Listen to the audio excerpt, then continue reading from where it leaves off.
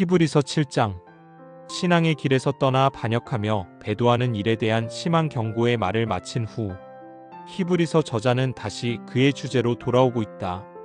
그 주제란 예수님은 멜기세덱의 계통을 좇아서 나온 대제사장이라는 내용이다.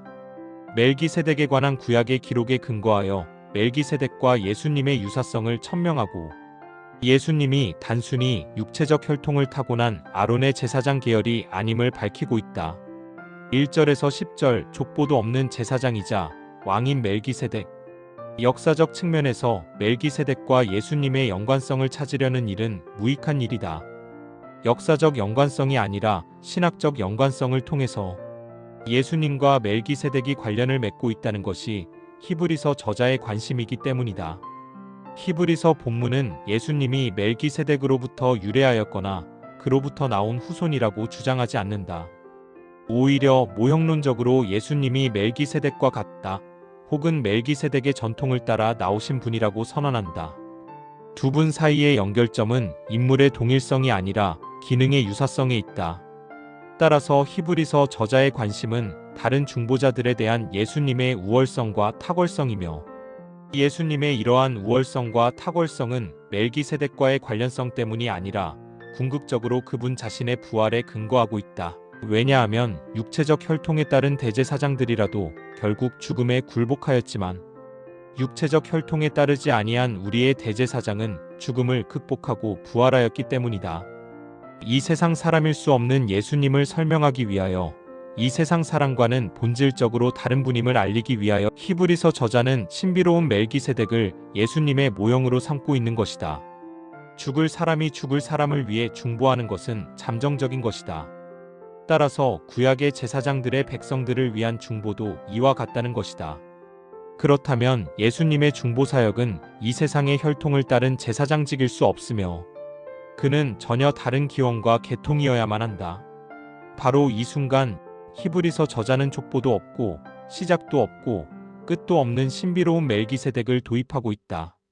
히브리서 저자는 멜기세덱과 같은 예수님에 대해 논하기 전에 먼저 이 세상에서의 제사장직에 관한 일반적인 논의를 시작하고 있다. 제사장의 두 가지 임무와 목적. 구약의 제사장직이 갖는 두 가지 중요한 기능은 율법을 가르치는 것과 제사의식을 집행하는 것이다. 이 두 가지 기능의 목적은 하나님과의 진정한 교제를 위함이다. 제사장들은 하나님의 뜻과 의도를 백성들에게 알리며 그분에게 나아가는 자마다 거룩과 성결을 필요로 한다는 것을 희생제사를 통해 보여주었다. 하나님의 백성들은 하나님의 율법을 온전히 지킴으로써 하나님과의 진정한 사귐을 가질 수 있었다. 율법에 순종하며 산다는 것은 하나님의 백성이라는 표지요 영광스러운 특권이기도 하다. 율법은 하나님의 마음의 표현이며 그분의 성실하심과 자비의 결정체이기도 하다. 그러나 문제는 율법을 온전히 순종할 수 없었던 인간의 악함과 죄에 있었다. 하나님의 백성들이 하나님의 율법을 온전히 지킬 수 없게 되자 하나님은 은총의 표현으로 제사제도를 주셨다. 이것으로 제정된 것이 아론의 계통을 좇은 제사장 제도였다. 레위 지파의 후손으로 아론의 혈통을 잇는 자들에게 제사장직이 돌아갔으며 그들은 하나님과 하나님의 백성들 사이에 깨어진 교제를 다시 연결시키는 중보자의 역할을 담당하게 된 것이다. 하나님과의 진정한 교제의 상태에 있는 것이 온전함이며 완전함이다. 이것은 가득 차 있는 상태이며 히브리어로는 샬롬이라 부른다. 인간의 불성실함 때문에 율법이나 아론의 제사 제도를 통해서는 이러한 온전함이 성취될 수가 없었다. 따라서 그러한 율법은 새롭게 갱신되고 바꾸어져야만 했으며 특별히 제사장들에 관한 율법은 더욱 그러했다. 또한 제사 제도도 변경되어야만 했다. 아론의 계통을 좇아 나오는 제사장들이 아닌 새로운 제사장이 출현해야만 했던 것이다. 11절에서 28절까지 족보도 시작도 끝도 없는 왕인 동시에 제사장이신 예수 그리스도. 히브리서 저자는 세 가지로 예수님을 멜기세덱의 계통을 따른 제사장으로 묘사하고 있다. 첫째, 멜기세덱은 왕인 동시에 제사장이었다. 이처럼 예수님도 진정한 왕이시며 제사장이라는 것이다. 하나님의 뜻을 받들어 정의와 공의로 백성을 다스리는 자들이 이상적인 왕이라면 동시에 그러한 하나님의 뜻을 파악하여 그것을 백성들에게 전달하는 중개자가 제사장이었다. 따라서 하늘과 땅을 함께 완전하게 연결시킬 수 있는 이상적인 인물이 존재해야 하는데 그는 반드시 하늘로부터 오신 분이어야 하며 동시에 땅에 사는 분이어야 할 것이다. 히브리서 저자는 그런 자격을 충족시킬 수 있는 유일한 분은 예수님밖에 없다고 말한다. 예수님 외에는 아무도 하늘로부터 오지 않았고 예수님 외에는 아무도 하늘로 올라간 자가 없기 때문이다. 둘째, 살렘 왕 멜기세덱은 의의 왕이시며 동시에 평강의 왕이었다. 멜기세덱과 같은 예수님이 다스리는 나라의 기초는 공의와 정의이다. 예수님이 왕으로 다스리는 나라는 정의가 강물처럼 공의가 하수같이 흐르는 나라이다. 그러한 정의와 공의가 있는 곳에 진정한 평화가 존재한다. 셋째, 멜기세덱은 영원하다. 그는 족보가 없다. 그의 태어남과 죽음에 관한 기록이 없다. 예수님은 영원토록 동일하다. 영원한 대제사장이란 잠정적 일시적 제사장을 배경으로 이해되어야 한다. 예수님의 영원한 대제사장직은 파괴될 수 없는 생명의 능력, 즉 부활에 기반을 두고 있기에 탁월한 것이다. 멜기세덱은 아브라함을 축복하였다. 아론의 조상이며 레위 지파의 직속 조상인 아브라함을 멜기세덱이 축복을 하였다면 멜기세덱의 우월성은 당연한 것이다.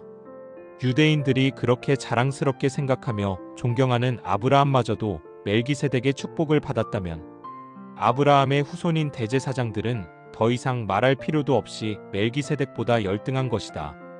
그렇다면 멜기세덱의 계통을 따른 예수님은 아론의 제사장 계통보다 더욱 위대하시며 탁월하신 분인 것이다.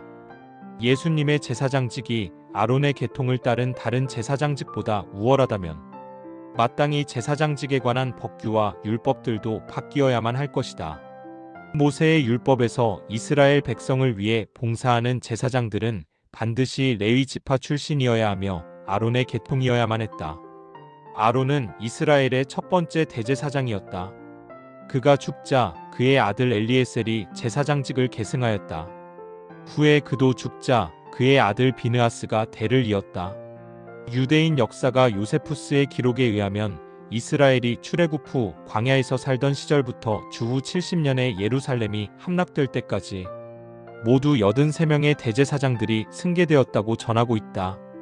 반면에 예수님은 율법에 의해 제사장이 된 것이 아니라 영원하신 하나님의 맹세에 의해 제사장이 되었다. 하나님은 스스로의 이름과 명예를 걸고 맹세하여 말씀하셨다. 너는 멜기세덱의 계통을 좇아 영원한 제사장이라. 이러한 하나님의 맹세 때문에 예수님은 더 좋은 언약의 보증이 된 것이다. 언약이란 하나님께 나아오는 자들을 위해 하나님께서 수립해 놓은 약정들을 말한다. 율법이 말하는 옛 언약은 하나님께 대한 온전한 순종을 통해서만 하나님과의 진정한 교제와 약속된 생명이 유지된다. 그리고 그러한 교제를 위하여 제사장들이 수고하였다. 그러나 그들은 백성들뿐 아니라 자신들의 문제도 감당하기 힘들었다. 그러한 수고는 매년 반복되었다. 대속죄일이 바로한 예이다. 그러나 이러한 언약은 이제 한 분의 중보자이자 보증자의 위대한 행위로 말미암아 더 좋은 언약이 되었다. 더 좋은 언약이 되었다는 것은 그 언약의 효과에서 그렇다는 것이다. 즉 하나님께로 나아갈 수 있는 길이 영원한 제사장이신 예수님에 의해 보장되었기 때문에 새 언약이 되었고 더 좋은 언약이 된 것이다. 예수님은 객관적인 중개자의 입장을 넘어서 자기의 명예와 권위, 심지어 자신의 목숨을 담보로 하여 언약이 효력을 발생하도록 보장해 주신 보증자이다. 즉 예수님 자신이 하나님과 우리 사이의 진정한 보증이시며 담보가 되신 것이다. 그분의 삶이 영적으로 도덕적으로 온전하셨기 때문에 그분의 희생이 완전하고 결정적인 것이 되었다. 예수님은 영원한 중보자이시며 보증자이시다. 아론의 계통을 좇은 제사장들은 모두 죽었으나 예수님은 영원하시다. 그러기 때문에 그분에게 오는 자들을 위해 영원한 중보자가 될 수 있는 것이다. 이제 우리는 그분을 의지하여 담대히 하나님의 은총의 보좌 앞에 나아가 그분의 긍휼하심을 얻을 수 있게 되었다.